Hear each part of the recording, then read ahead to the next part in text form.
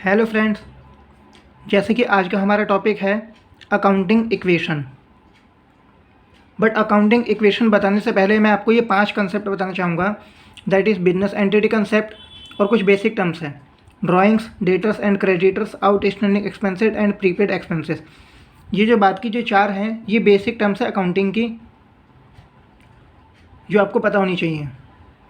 ये कॉन्सेप्ट है ये अलग चीज़ है, बट ये भी आपको बताना ज़रूरी है क्योंकि अकाउंटिंग इक्वेशन में क्वेश्चन तो सारे कर लेंगे बट आप लास्ट टाइम तक कंफ्यूज रहेंगे, आपको पता ही नहीं चलेगा आपने क्या किया और क्यों किया। इसलिए आपको ये कंसेप्ट बताने भी बहुत ज़रूरी है। अकाउंटिंग में कुछ कंसेप्ट होते हैं, कुछ प्रिंसिपल्स होते हैं, जिसमें से फर्स्ट जो है आज मैं आपको बता रहा हूँ। ये सब जो टर्म्स है अकाउंटिंग की नॉर्मल फर्स्ट वाला जो है कंसेप्ट है जिसमें आज मैं आपको बता रहा हूँ। इसकी मैं सेपरेट वीडियो भी बनाऊंगा बट अभी आपको बताना जरूरी है अकाउंटिंग इक्वेशन से पहले। तो आइए स्टार्ट करते हैं बिजनेस एंटिटी कंसेप्ट से। बिजनेस एंटिटी कंसेप्ट से पहले मैं एक छोटी सी चीज़ बताता हूँ आपको, सिर्फ एग्जांपल के लिए। मान लीजिए ये आप हैं और ये आपका फ्रेंड है जिसका नाम है मिस्टर ए। आपने इसे कुछ कैश दिया, इसको कुछ कैश दिया, तो वो कैश आपको बाद में इससे लेना होगा या नहीं लेना होगा, या आपने इसे हमेशा के लिए दे दिया। अगर आप किसी को कुछ उधार देते हैं रुपये या किसी वजह से देते हैं, कुछ 500 रुपये दिए या 1000 रुपये दिए, तो आप उससे बाद में लेंगे ना। ऐसा तो है नहीं कि आप उससे लेंगे नहीं, तो बाद में इसकी लाइबिलिटी बनेगी कि नहीं बनेगी, आपको पे बैक करना, ये इसकी लाइबिलिटी कहलाएगी ना। लाइबिलिटी मतलब आपको इसे चुकाना पड़ेगा ना, उसका कर्जा होगा ना ये, उसके लिए तो जो आपको चुकाएगा। जिसने लाइबिलिटी टॉपिक नहीं देखा हो वो प्ले लिस्ट में आके लाइबिलिटी टॉपिक देख सकते हैं, उसमें डिटेल में बता रखा है लाइबिलिटी के बारे में। अभी मैं आपको शॉर्ट में बता रहा हूँ। ये उसका कर्ज होगा, ये उसका आपको लौटाना होगा, तो इसकी लाइबिलिटी कहलाएगी। ऐसा ही होगा ना। अब मैं आपको बिजनेस एंटिटी कंसेप्ट अब बताता हूँ, अब आपको अच्छे से समझ में आएगा।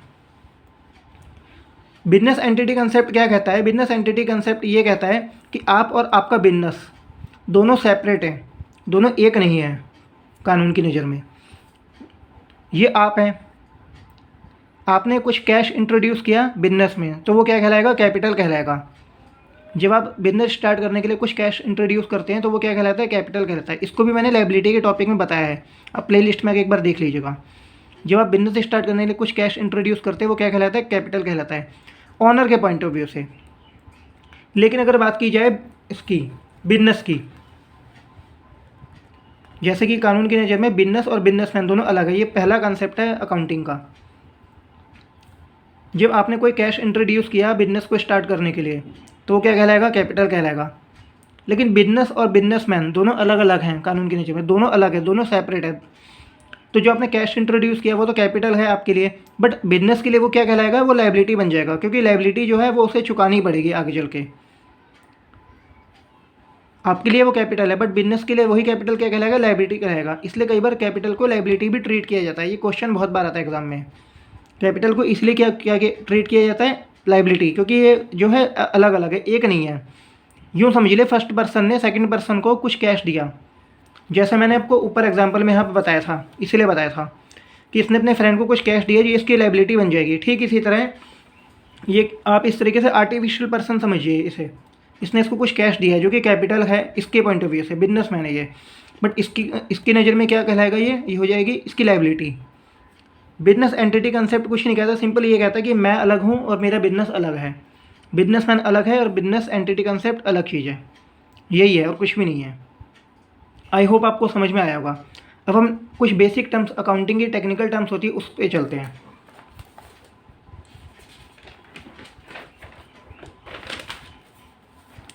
डेफिनेशन में बस ये लिखा है, business and businessman are separate legal entity. Drawings की बात करते हैं। ये वो ड्राइंग्स नहीं है जो अब तक आप 10th क्लास में अब तक आप सुनते आ रहे हैं, ये नॉर्मली अब तक आपने सुना है। यहाँ पे ड्राइंग्स का मतलब है कैश को विथड्रॉल करना बिजनेस से। बिजनेस में से कुछ कैश को आपने विथड्रॉल किया, बिजनेस से आपने कुछ कैश को क्या करा? विथड्रॉल किया अपने पर्सनल या प्राइवेट यूज़ के लिए। ध्यान रहे, पर्सनल या प्राइवेट यूज़ के लिए, तो वो क्या कहलाएगा? ड्राइंग्स कहलाएगा।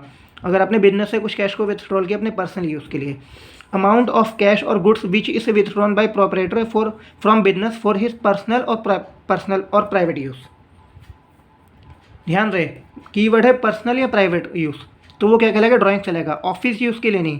क्वेश्चन में बहुत बार परेशान करने के लिए ऑफिस यूज़ दिया जाता है, तो आपको उसे इग्नोर करना है। आपको क्या देखना है? पर्सनल या प्राइवेट यूज़ के लिए अगर बिजनेस से कैश निकाला गया है, विथड्रॉल किया गया है, तो वो क्या कहलाएगा? वो कहलाएगा आपका ड्राइंग्स। जब ड्राइंग्स आप बिजनेस से निकालते हैं, विथड्रॉल करते हैं, तो आपके कैपिटल को कम कर देता है, क्योंकि कैपिटल आपने ही दिया था, कैश इंट्रोड्यूस किया था, जो कैपिटल कहलाया। आई होप आपको ड्राइंग्स पता चल गया होगा। ये प्रोपराइटर क्या होता है, मैंने यहाँ पे अंडरलाइन किया प्रोपराइटर वर्ड को। प्रोपराइटर मतलब होता है owner of the business, simple word, simple meaning. अब बात करते हैं डेटर्स की।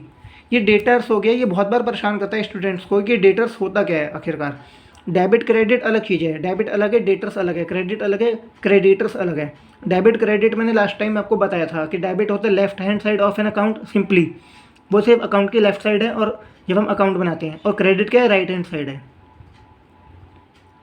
अब बात करते हैं डेटर्स की, नॉट डेबिट, डेटर्स। डेटर्स मतलब होता है देनदार। इसको पहले मैं एग्जांपल बताता हूँ, फिर आपको डेफिनेशन बताऊँगा। यहाँ पे आप देख सकते हैं किराने का स्टोर है। जो किराने वाला होता है वो क्या करता है, सामान बेचता है कस्टमर को, या तो कैश में बेचता है। अगर कैश में बेचता है फिर तो देखिए कोई दिक्कत की बात नहीं है। लेकिन यहाँ पे क्या है, कस्टमर को वो क्या करता है, उधार पर सामान, कस्टमर क्या करता है, किराने पे जाता है और उधार पे कुछ सामान खरीदता है, आटा, दाल, चावल, कुछ भी अगर सामान उधार पे खरीदता है तो वो कस्टमर इसका डेटर कहलाएगा। इस किराने वाले का क्या कहलाएगा, डेटर, अकाउंट की भाषा में। और किराने वाले को क्या करना होगा उस कस्टमर से, यानी कि डेटर से क्या करने होंगे, पैसे लेने होंगे। पैसे लेगा ना किराने वाला, भाई उधार पे सामान अगर उसने बेचा है, इसने उधार पे सामान खरीदा है, तो ये क्या करेगा, पैसे लेगा इससे।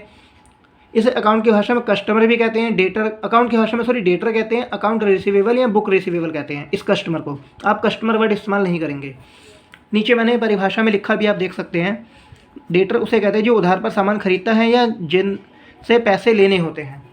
ये शॉपकीपर वाले, इसको पैसे लेने होंगे ना इस कस्टमर से, तो वो ये इसको क्या कहलाएगा, डेटर कहलाएगा। डेटर जो होता है वो करंट एसेट कहलाता है, असेट कहलाता है। इसे करंट एसेट के हेड में लिखा जाता है। ऐसा क्यों, मैं आपको दिखा देता हूँ एक बार बैलेंस शीट में कहाँ पे लिखा जाता है। ये असेट, ये आपकी बैलेंस शीट है, ये असेट साइड है, ये डेटर्स में ये लिखा, ये डेटर्स है। ये डेटर्स को यहाँ पे असेट साइड में शो करते हैं under the head current asset. Current asset में इसको ऐसा असेट ट्रीट किया था डेटर्स को।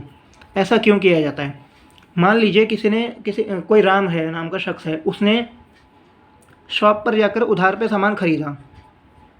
शॉप पर क्या करा, उधार पे जाकर सामान खरीदा, उधार का सामान खरीदा। तो दुकानदार के लिए वो जो होगा कैश मेन होता है।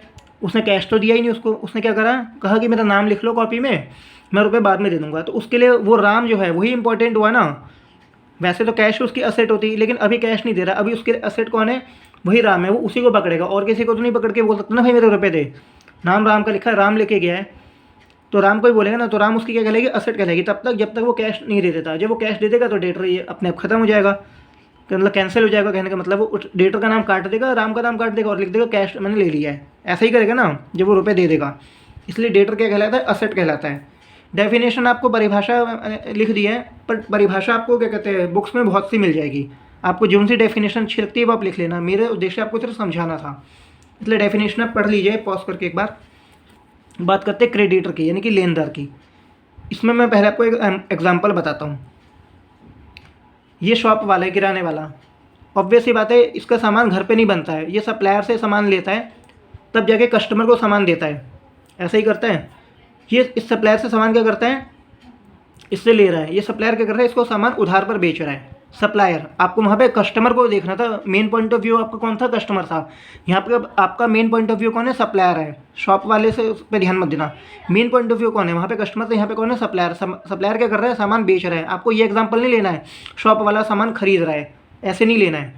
जब आप डेटर की बात कर रहे हो तो आपको कस्टमर को मेन पॉइंट ऑफ व्यू रखना है। सप्लायर की बात करो तो मेन पॉइंट ऑफ व्यू किसको रखना है, सप्लायर को। सप्लायर क्या कर रहा है, उधार पर सामान बेचता है इस शॉप वाले को, और शॉप वाले को क्या करना है, फिर इसको पैसे देने हैं।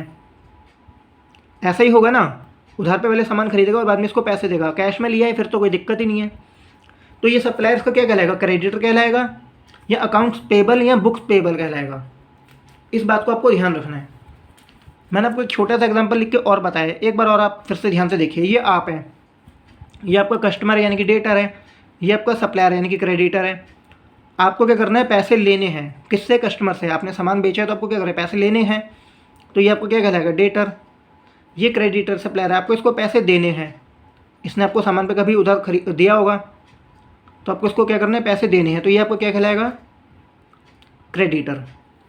बात करते हैं आउटस्टैंडिंग एक्सपेंस की।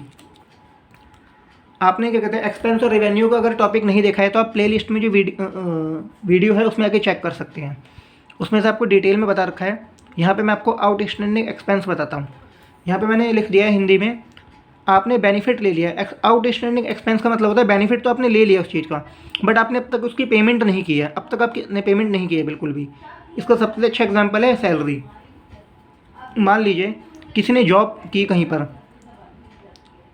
जनवरी का महीना है सपोज एग्जाम्पल के लिए, कोई भी मंथ ले लीजिए, उसने 1 जनवरी से लेके 31 जनवरी तक काम किया। ऑफिस वालों ने क्या करा, बेनिफिट तो उसे ले लिया बट उसको अभी सैलरी नहीं दी है।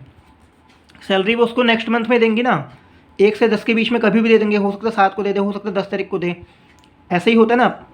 बेनिफिट उन्होंने ले लिया है बट पेमेंट उन्होंने कब की है, बाद में की है। यहाँ पे उन्होंने 31 तारीख तक उसको पेमेंट नहीं की, यहाँ पे मैंने ऊपर लिखा हुआ है पेमेंट नहीं की अब तक, बेनिफिट ले लिया बट पेमेंट नहीं की।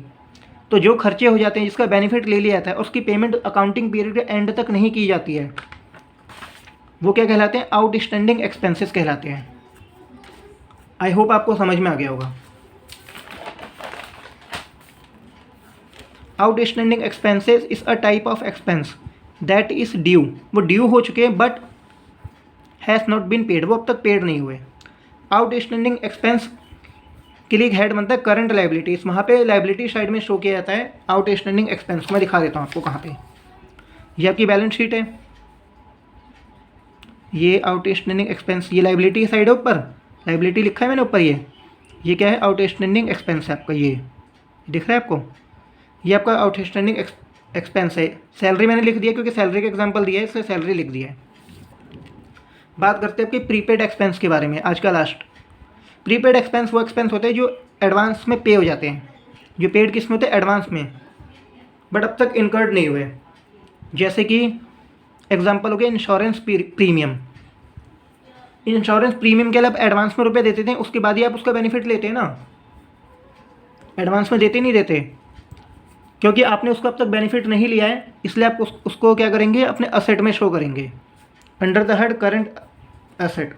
मैं आपको दिखा देता हूँ, ये आपकी बैलेंस शीट है, ये लाइबिलिटी असेट, ये असेट में ये प्रीपेड एक्सपेंस, ये नीचे लिखा हुआ सबसे नीचे आप देख सकते हैं, ये रहा, ये है, ये आपको असेट साइड में यहाँ पे शो करना होता है, under the head current asset. अभी मैंने इसके हेड नहीं बताए हैं क्योंकि अभी आप इतना डीपली नहीं समझ पाए हैं, जब मैं इसके हेड वाइज बताऊंगा तब आपको अच्छे समझ में आएगा। अभी आपको इतना समझ जाइए, असेट साइड पे शो होता है प्रीपेड एक्सपेंस और लाइबिलिटी साइड पे शो होता है आउटस्टैंडिंग सैलरी या आउटस्टैंडिंग एक्सपेंसेस।